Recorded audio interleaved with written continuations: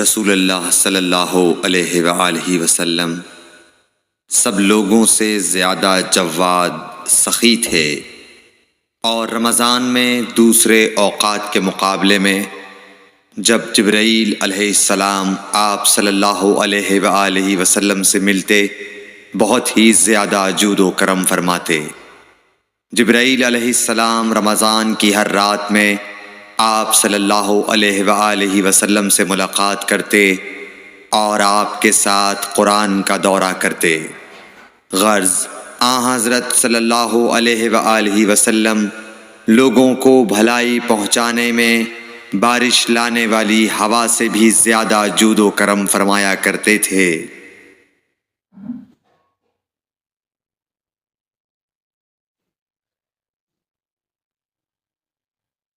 ہرقل شاہ روم نے قریش کے قافلے میں ایک آدمی بلانے کو بھیجا، اور اس وقت یہ لوگ تجارت کے لیے ملک شام گئے ہوئے تھے، اور یہ وہ زمانہ تھا جب رسول اللہ صلی اللہ علیہ وسلم نے قریش اور ابو سفیان سے ایک وقتی عہد کیا ہوا تھا۔ جب ابو سفیان اور دوسرے لوگ ہرقل کے پاس ایلیا پہنچے جہاں ہرقل نے دربار طلب کیا تھا، اس کے گرد روم کے بڑے بڑے لوگ، علماء، وزراء و امراء بیٹھے ہوئے تھے۔ ہرقل نے ان کو اور اپنے ترجمان کو بلوایا، پھر ان سے پوچھا کہ تم میں سے کون شخص مدعی رسالت کا زیادہ قریبی عزیز ہے؟ ابو سفیان کہتے ہیں کہ میں بول اٹھا کہ میں اس کا سب سے زیادہ قریبی رشتہ دار ہوں۔ یہ سن کر ہرقل نے حکم دیا کہ اس ابو سفیان کو میرے قریب لا کر بٹھاؤ اور اس کے ساتھیوں کو اس کی پیٹھ کے پیچھے بٹھا دو۔ پھر اپنے ترجمان سے کہا کہ ان لوگوں سے کہہ دو کہ میں ابو سفیان سے اس شخص یعنی محمد صلی اللہ علیہ وسلم کے حالات پوچھتا ہوں۔ اگر یہ مجھ سے کسی بات میں جھوٹ بول دے تو تم اس کا جھوٹ ظاہر کر دینا۔ ابو سفیان کا قول ہے کہ خدا کی قسم اگر مجھے یہ غیرت نہ آتی کہ یہ لوگ مجھ کو جھٹلائیں گے تو میں آپ صلی اللہ علیہ وسلم کی نسبت ضرور غلط گوئی سے کام لیتا۔ خیر، پہلی بات جو ہرقل نے مجھ سے پوچھی وہ یہ کہ اس شخص کا خاندان تم لوگوں میں کیسا ہے؟ میں نے کہا وہ تو بڑے اونچے عالی نسب والے ہیں۔ کہنے لگا اس سے پہلے بھی کسی نے تم لوگوں میں ایسی بات کہی تھی؟ میں نے کہا نہیں۔ کہنے لگا اچھا اس کے بڑوں میں کوئی بادشاہ ہوا ہے؟ میں نے کہا نہیں۔ پھر اس نے کہا بڑے لوگوں نے اس کی پیروی اختیار کی ہے یا کمزوروں نے؟ میں نے کہا نہیں، کمزوروں نے۔ پھر کہنے لگا اس کے تابعدار روز بڑھتے جاتے ہیں یا کوئی ساتھی پھر بھی جاتا ہے؟ میں نے کہا نہیں۔ کہنے لگا کیا اپنے اس دعویٰ نبوت سے پہلے کبھی کسی بھی موقع پر اس نے جھوٹ بولا ہے؟ میں نے کہا نہیں، اور اب ہماری اس سے صلح کی ایک مقررہ مدت ٹھہری ہوئی ہے، معلوم نہیں وہ اس میں کیا کرنے والا ہے۔ ابو سفیان کہتے ہیں میں اس بات کے سوا اور کوئی جھوٹ اس گفتگو میں شامل نہ کر سکا۔ ہرقل نے کہا کیا تمہاری اس سے کبھی لڑائی بھی ہوئی ہے؟ ہم نے کہا کہ ہاں۔ بولا پھر تمہاری اور اس کی جنگ کا کیا حال ہوتا ہے؟ میں نے کہا لڑائی ڈول کی طرح ہے، کبھی وہ ہم سے میدان جنگ جیت لیتے ہیں اور کبھی ہم ان سے جیت لیتے ہیں۔ ہرقل نے پوچھا وہ تمہیں کس بات کا حکم دیتا ہے؟ میں نے کہا وہ کہتا ہے کہ صرف ایک اللہ ہی کی عبادت کرو، اس کا کسی کو شریک نہ بناؤ، اور اپنے باپ دادا کی شرک کی باتیں چھوڑ دو، اور ہمیں نماز پڑھنے، سچ بولنے، پرہیزگاری اور صلہ رحمی کا حکم دیتا ہے۔ یہ سب سن کر پھر ہرقل نے اپنے ترجمان سے کہا کہ ابو سفیان سے کہہ دے کہ میں نے تم سے اس کا نسب پوچھا تو تم نے کہا کہ وہ ہم سے عالی نسب ہے، اور پیغمبر اپنی قوم میں عالی نسب ہی بھیجے جایا کرتے ہیں۔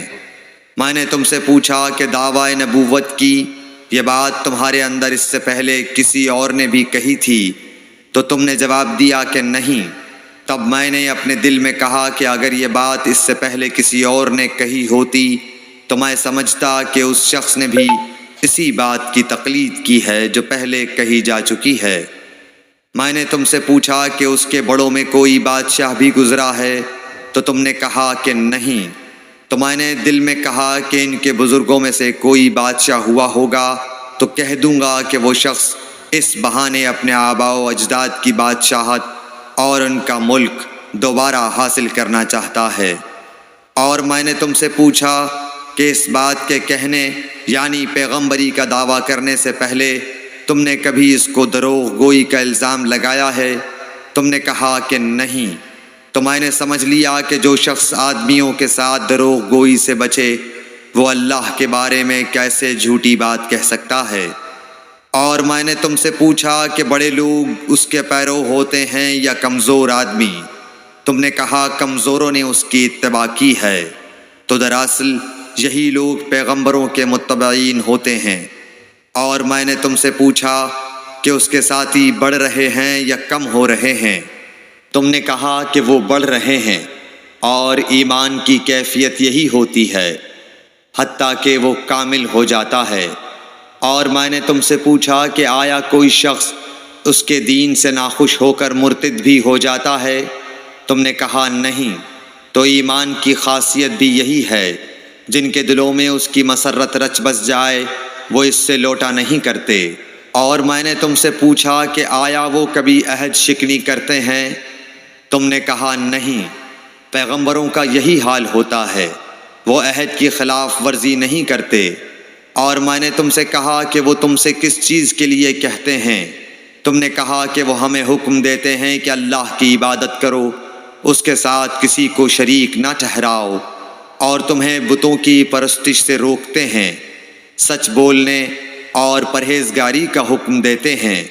لہٰذا اگر یہ باتیں جو تم کہہ رہے ہو سچ ہیں تو ان قریب وہ اس جگہ کا مالک ہو جائے گا کہ جہاں میرے یہ دونوں پاؤں ہیں۔ مجھے معلوم تھا کہ وہ پیغمبر آنے والا ہے، مگر مجھے یہ معلوم نہیں تھا کہ وہ تمہارے اندر ہوگا۔ اگر میں جانتا کہ اس تک پہنچ سکوں گا تو اس سے ملنے کے لیے ہر تکلیف گوارا کرتا۔ اگر میں اس کے پاس ہوتا تو اس کے پاؤں دھوتا۔ ہرقل نے رسول اللہ صلی اللہ علیہ وسلم کا وہ خط منگایا جو آپ نے وہیہ کلبی رضی اللہ تعالیٰ عنہ کے ذریعے حاکم بصرہ کے پاس بھیجا تھا، اور اس نے وہ ہرقل کے پاس بھیج دیا تھا۔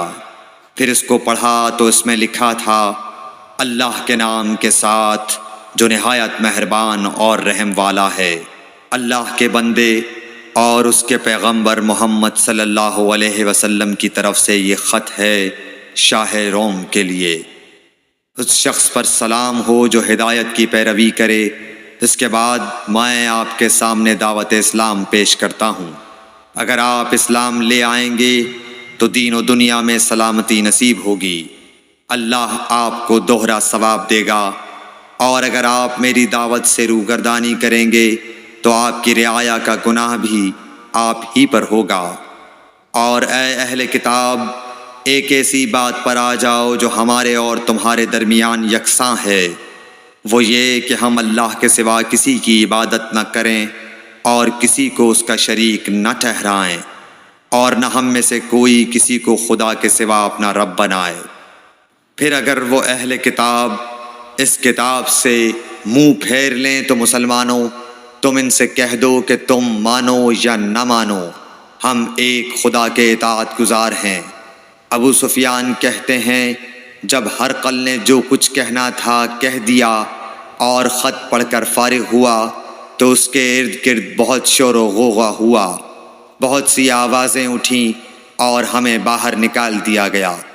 تب میں نے اپنے ساتھیوں سے کہا کہ ابو کبشہ کے بیٹے حضرت صلی اللہ علیہ وسلم کا معاملہ تو بہت بڑھ گیا۔ دیکھو تو اس سے بنی اصفر روم کا بادشاہ بھی ڈرتا ہے۔ مجھے اس وقت سے اس بات کا یقین ہو گیا کہ حضور صلی اللہ علیہ وسلم ان قریب غالب ہو کر رہیں گے، حتیٰ کہ اللہ نے مجھے مسلمان کر دیا۔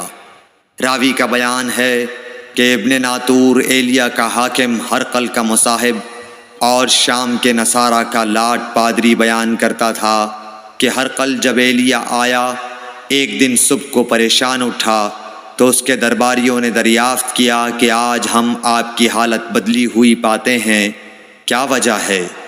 ابن ناطور کا بیان ہے کہ ہرقل نجومی تھا، علم نجوم میں وہ پوری مہارت رکھتا تھا۔ اس نے اپنے ہم نشینوں کو بتایا کہ میں نے آج رات ستاروں پر نظر ڈالی تو دیکھا کہ ختنہ کرنے والوں کا بادشاہ ہمارے ملک پر غالب آ گیا ہے۔ بھلا اس زمانے میں کون لوگ ختنہ کرتے ہیں؟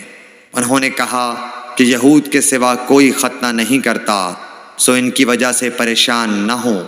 سلطنت کے تمام شہروں میں یہ حکم لکھ بھیجیے کہ وہاں جتنے یہودی ہوں سب قتل کر دیے جائیں۔ وہ لوگ انہی باتوں میں مشغول تھے کہ ہرقل کے پاس ایک آدمی لایا گیا جسے شاہ غسان نے بھیجا تھا۔ اس نے رسول اللہ صلی اللہ علیہ وسلم کے حالات بیان کیے۔ جب ہرقل نے سارے حالات سن لیے تو کہا کہ جا کر دیکھو وہ ختنہ کیے ہوئے ہے یا نہیں۔ انہوں نے اسے دیکھا تو بتلایا کہ وہ ختنہ کیا ہوا ہے۔ ہرقل نے جب اس شخص سے عرب کے بارے میں پوچھا تو اس نے بتلایا کہ وہ ختنہ کرتے ہیں۔ تب ہرقل نے کہا کہ یہی محمد صلی اللہ علیہ وسلم اس امت کے بادشاہ ہیں جو پیدا ہو چکے ہیں۔ پھر اس نے اپنے ایک دوست کو رومیہ خط لکھا اور وہ بھی علم نجوم میں ہرقل کی طرح ماہر تھا۔ پھر وہاں سے ہرقل حمص چلا گیا۔ ابھی حمص سے نکلا نہیں تھا کہ اس کے دوست کا خط اس کے جواب میں آ گیا۔ اس کی رائے بھی حضور صلی اللہ علیہ وسلم کے ظہور کے بارے میں ہرقل کے موافق تھی کہ محمد صلی اللہ علیہ وسلم واقعی پیغمبر ہیں۔ اس کے بعد ہرقل نے روم کے بڑے آدمیوں کو اپنے حمص کے محل میں طلب کیا اور اس کے حکم سے محل کے دروازے بند کر لیے گئے۔ پھر وہ اپنے خاص محل سے باہر آیا اور کہا، اے روم والو، کیا ہدایت اور کامیابی میں کچھ حصہ تمہارے لیے بھی ہے؟ اگر تم اپنی سلطنت کی بقا چاہتے ہو تو پھر اس نبی صلی اللہ علیہ وسلم کی بیعت کر لو اور مسلمان ہو جاؤ۔ یہ سننا تھا کہ پھر لوگ وحشی گدھوں کی طرح دروازوں کی طرف دوڑے مگر انہیں بند پایا۔ آخر جب ہرقل نے اس بات سے ان کی یہ نفرت دیکھی اور ان کے ایمان لانے سے مایوس ہو گیا تو کہنے لگا کہ ان لوگوں کو میرے پاس لاؤ۔ جب وہ دوبارہ آئے تو اس نے کہا، میں نے جو بات کہی تھی اس سے تمہاری دینی پختگی کی آزمائش مقصود تھی، سو وہ میں نے دیکھ لی۔ تب یہ بات سن کر وہ سب کے سب اس کے سامنے سجدے میں گر پڑے اور اس سے خوش ہو گئے۔ بالآخر ہرقل کی آخری حالت یہی رہی۔